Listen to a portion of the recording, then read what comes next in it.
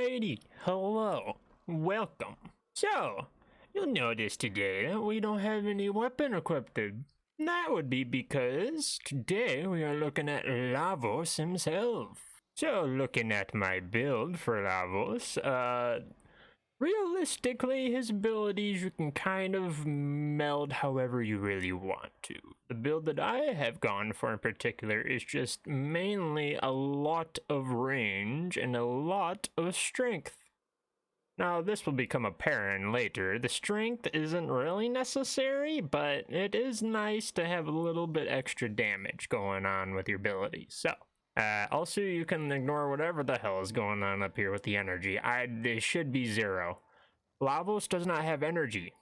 That is the main big caveat when it comes to Lavos. So, as you can see, I do have a fair bit of armor and a lot of health. Shields, I don't worry about with Lavos. Why? Because armor, health, over 1,000 each. You're pretty damn good at that point.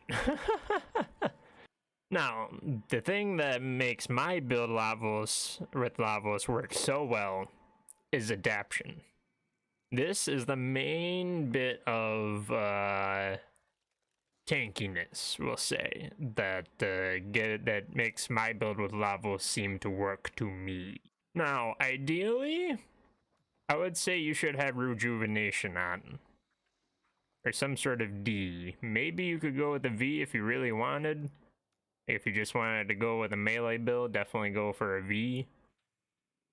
Because then you'll also have Steel Charge in there as well. But, that being said, seeing as Lavo comes with a dash, I have put in a Corrosive Projection. Now, obviously, you can make your own build however you want to. This is just the build that I have made with Lavos. So, and now obviously I'm able to make this build due to the fact that I am very high rank, so I have all those lovely mod capacity bonuses as you rank up. But in reality, if you wanted to somewhat copy this kind of build, even though you don't have Umbral mods or you don't have the ability to equip them all onto a build without having to format every single spot, then you could just go for adaptation and then swap these 3 mods out with their non-Umbral counterparts. That would also work very well, obviously. But my main saving grace is adaptation here, so. Now, I could just keep everyone in one spot and, you know, show off the little helpful additional damage that you can get out of Lavos, but I figured I might as well just hop right in and show why he is so goddamn tanky. Oh no, I'm low health. I just slapped someone real quick, and now I have my health back. Oh no, I can't, my slap's not back up. Oh, ignore that, I did not mean to do that. Well, now I do. You just activate his 3, and then that immediately helps in terms of the cooldowns. Because the thing that is different about Lavos is that he has cooldowns. So getting that into your mind can be a little bit tricky if you haven't played any sort of game that has a cooldown based system. But yeah, this is kind of how Lavos works. No matter what, you're just kind of whipping out abilities and just causing mayhem. Now, obviously, I have been putting Corrosive onto every single ability, if you've been paying attention to the back right, or down right. Now, I should note, it does show my Panzer up in the top right. I don't know why it calls it that, but my companion is not equipped right now. So this is without a companion having any sort of helpful added crowd control or anything like that.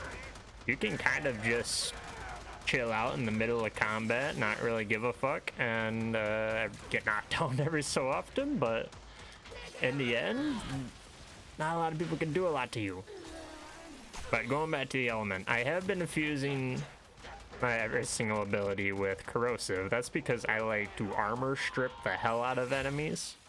But obviously, if you're fighting like Corpus, you could always, let me get rid of that, you could always either do radiation to get a bunch of crowd control, or you can get some viral going to get past their shields. If that's what viral does, I don't really remember, honestly. Now, the one thing that is a little tricky with Lavos, if you're using a controller, is the fact that magnetic is the opposite, or is on the opposite side on the controller pad. So that is a little annoying, but you get used to it after a while once you memorize everything. Now, you also notice that Lavos does not get knocked down every so often when he realistically should. I honestly don't even know where that comes from. I've just kind of learned to accept it and be thankful for it, so... But then he will get knocked down. I don't know why it's so finicky like that. I've just kind of been accepting it.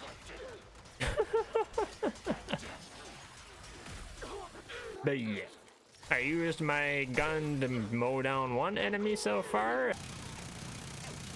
and everything else has just been kind of letting the chaos of battle go on, as well as, you know, causing a little bit extra chaos here and there, making enemies fight one another. And obviously, if I were to be actually attacking everyone in the middle of all that, then everything would have gone quite smoothly. And everyone is dead. Oh no, I have a little bit of health gone. Well, next enemy I see, I just slap. Hello? There's an enemy left. I can heal. Where'd you go? Slap. Freeze. 2 seconds. And slap. I am at full health. And he is dead. And I am not. So, I believe that just about sums up, why Lavos is quite amazing. I did not explain in the beginning, and maybe I should have, but this wasn't the usual kind of crazy jumping around voice-wise, not really sane video.